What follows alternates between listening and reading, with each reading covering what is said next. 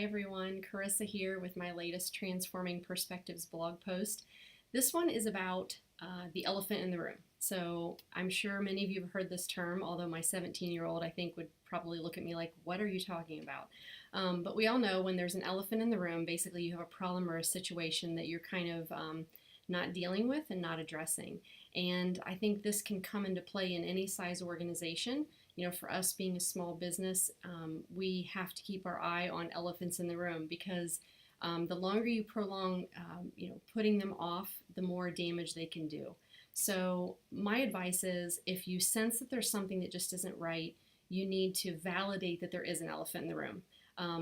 Sometimes we can have our own feelings and influences that come into the picture, and maybe there really isn't an issue. So make sure that it's valid. You can do that by talking to other people on the team and see if they're picking up or feeling the same sort of things. Once you validate that there is a problem, then maybe try to put a name to it, figure out who is involved.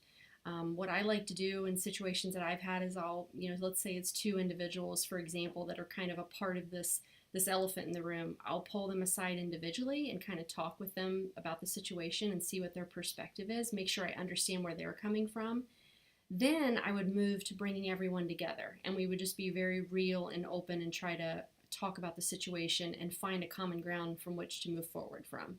So I think that the biggest thing is I can suggest to you is to do something. If you feel it and you sense it and you just choose to look the other way, it only gets bigger. You really do need to be in tune to have a really smooth running team. It's not a perfect world. We don't always get along. We have our own passions and things that drive us. But when those situations do arise, and if you're in a leadership role, try to recognize them. Don't ignore it. Come up with a plan and act. That's my biggest advice, is to act. Again, have a plan. Decide how you want to address it. But just don't keep kind of putting that off, because it doesn't help anyone, it doesn't make the team stronger, and it doesn't make anyone feel any better. So anyway, I would love to hear if you have situations that in your business or in your organization that you've dealt with elephants in the room and how you've dealt with those. So please read the blog post. I give more in-depth information from my perspective, and I would love to hear from you.